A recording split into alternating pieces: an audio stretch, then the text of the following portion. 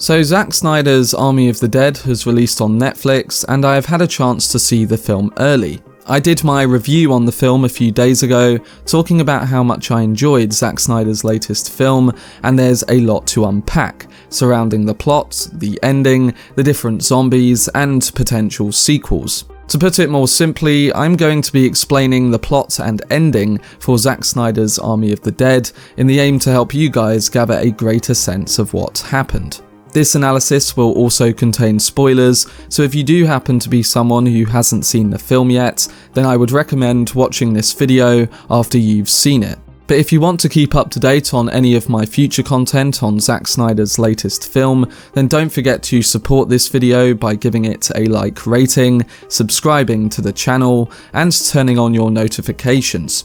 Also, feel free to check me out on Twitter, Facebook, Reddit, and Instagram at Cortex Videos, which is all linked in the description. But without further ado, let's dive into Zack Snyder's Army of the Dead Explained. Zack Snyder's Army of the Dead begins exactly how a Vegas heist movie set during a zombie apocalypse should, with a guy getting a blowjob while driving his car in the Nevada desert, accidentally ramming into a top-secret military convoy, and unleashing the results of a government project.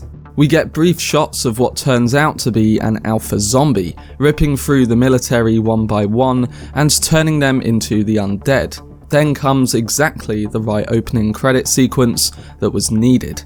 Over a Richard Cheese and Alison Crowe cover of Viva Las Vegas by Elvis, swarms of zombie showgirls, pageant queens, Elvis impersonators, and hotel maids feast on the people of Las Vegas. As the music continues, the mayhem accelerates and expands in slow motion, of course, as we are introduced to our main characters escaping the undead, blowing away zombies, and sacrificing loved ones. The military tries to take control and fails, leading to Vegas being bombed with an improvised set of giant shipping containers stacked around it, and the city conceding to the undead. We end the opening credits, which covers the first 15 minutes of the film perfectly, and in the next hour or so, we begin to get some character development and team building. Scott Ward, played by Dave Bautista, a mercenary soldier now working at a grill in a dead-end diner, is enlisted by a mysterious billionaire, played by Hiroyuki Sanada, to go back into Las Vegas, break into a vault under a casino, and retrieve the money in there. There is over $200 million in the vault, and alongside Scott being offered $50 million, all the members of the team would receive different amounts based on their position and their circumstance. Think of it as the cast of a production being on the different amounts for their varying roles. One added complication about the mission, however, is that the US military has decided to nuke the city on the upcoming 4th of July holiday. So Scott and whoever he brings along basically has one day to accomplish all of this. So Scott and his old pal Cruz start assembling a team in a Suicide Squad kind of way. The group includes, among others, a traumatized buzzsaw-toting badass played by Omari Hardwick, a brilliant but inexperienced German safecracker played by Matthias Schweighöfer, a wisecracking helicopter pilot played by Tig Notaro, a YouTube star famous for his zombie-killing videos played by Raúl Castillo, and a stoic French coyote, Lily, played by Nora Arnezeder, who has experience of leading groups of renegades back into and out of the undead city. Joining in at the last minute are a corporate overseer, Martin, played by Garret Dillahunt, and Kate Ward, played by Ella Purnell, who is Scott's semi-estranged daughter. He still has unresolved issues with her, as soon after the apocalypse started, he was forced to stab her zombie mother in the brain. Also, while most of the group has taken on the mission for the financial windfall it would bring, there are those among them who have a different agenda. And it's these latter individuals who set the stage for the movie's violent, action-packed ending.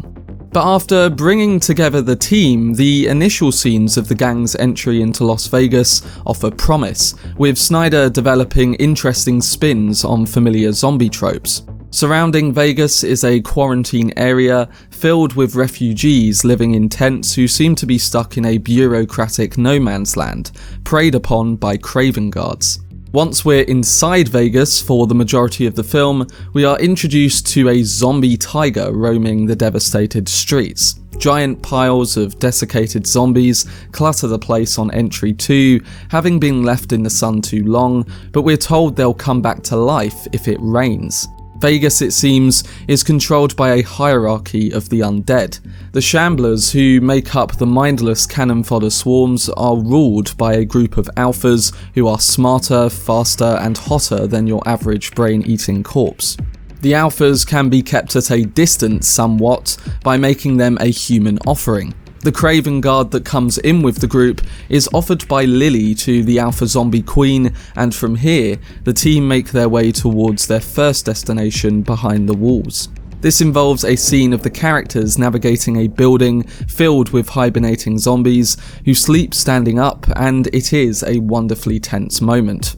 During the scene, Samantha Wynn's lesser-known character, Chambers, gets killed by the Shamblers, which mainly happened due to Garret Dillahunt's operative leading her in the wrong direction. So already, we have a threat and characters who are pushing their own agendas during this whole situation. After some brilliant scenes such as the alphas turning the Kraven Guard into an alpha himself and other demonstrations of their threats, a majority of the mercenaries manage to make it to the casino where the money awaits. Yet several things happen once they get there that make their job much harder. First, Martin, who joined the team at the instance of Bly Tanaka, the mastermind behind the heist, beheads the queen of the intelligent alpha zombies. When the zombie king Zeus learns what's happened, he declares war on the humans, and he and the rest of the alpha zombies make their way to the casino with the goal of killing the whole team. Second, the team learns that the government has moved up the nuclear strike on Las Vegas that will level the city and wipe out the zombie threat and anything else that happens to be there. This leaves the team with only an hour to crack the vault, get the money, and get out of Vegas. And third, the vastly more limited time causes Kate Ward to leave for the hotel where the alpha zombies reside to rescue her friend Geeta. So although Ludwig, the team's safecracker, manages to open the hotel's complex safe, the group's celebrations are short-lived. When Scott realizes his daughter is gone, he and his longtime friend Cruz decide to go find her, but when the elevator out of the vault opens, it shockingly reveals a group of angry zombies. They snap Cruz's neck and set upon the others, and Scott's buddy Van der Rohe, who prefers to dispatch zombies with a circular saw, takes on the king and is losing badly. So Ludwig, who's bonded with Van der Rohe over the course of the mission, pushes Van der Rohe into the safe and shuts the door as the zombies pull him away. Meanwhile, Martin and the coyote Lily take an alternative route out of the basement, but instead of letting her out with him, Martin closes the door to the exit, trapping the others in the basement. He gleefully informs Lily at this point that all Tanaka was ever interested in was retrieving the head of the alpha zombie, which Martin bagged earlier, as he can make money by creating more zombies and experiment on them. However, Martin soon gets what he deserved, as when he flees across the hotel's driveway, he checks the bag where he stored the Queen's head, only to discover that Lily has replaced the head with a cash-counting machine. He's then attacked by the zombie tiger, who plays with Martin before biting his head off. It's a funny sequence, but one that in the case of Martin is fully deserved. Meanwhile, Lily uses Van der Rohe's saw to create an exit out of the basement, and she, Scott, and zombie-killing expert Guzman reach the floor of the casino, where they confront more zombies. Their fight seems to be going well, but they're outmatched and Guzman is soon overwhelmed. Recognizing his fate is sealed, he detonates a grenade, killing himself and many of the zombies with him.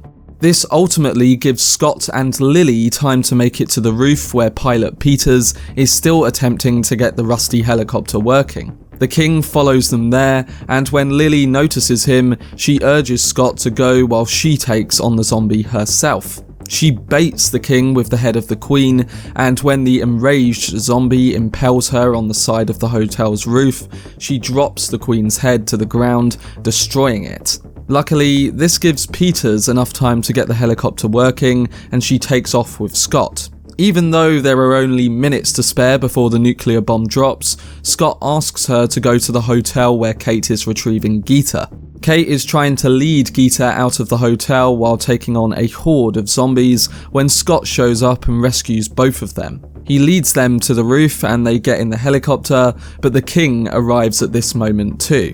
They fly off, but the king jumps into the helicopter, knocking it off balance. The helicopter swerves as Scott fights the king, and the king bites Scott moments before he manages to dispatch him. The helicopter is only slightly outside of Las Vegas when the nuclear bomb hits the city, and the blast causes the helicopter to crash, killing Peters and Geeta and knocking Kate out. But when Kate rises to her feet after the crash, she finds Scott and he gives her the last few $1,000 he managed to save from the heist, and then unfortunately dies. As he starts to come back as a zombie, Kate tearfully is faced with no other option but having to shoot him in the head, as a dark parallel to Scott having to kill her mother in the flashback scene we got earlier. While this seems to wrap up all the action in Las Vegas, there's still one loose end in Vanderhoof. Apparently, the safe Vanderhoof was locked in survived the nuclear blast as he emerges from it a short time later, hauling the money. He rents a private plane, but during the flight he begins to feel sick. He excuses himself and goes to the bathroom where he discovers a zombie bite on his arm. As the plane starts its descent into Mexico City, Vanderhoof realizes he's about to become a zombie, likely just in time to start infecting others and ensuring there's an opportunity for a Mexico City set Army of the Dead sequel. We'll have to see where this goes if they make an Army of the Dead 2, but we do have the Army of Thieves prequel coming soon, and that will dive deeper into Vanderhoof's developed friend and safecracker, Ludwig. But that was my video explaining the plot and ending of Zack Snyder's Army of the Dead.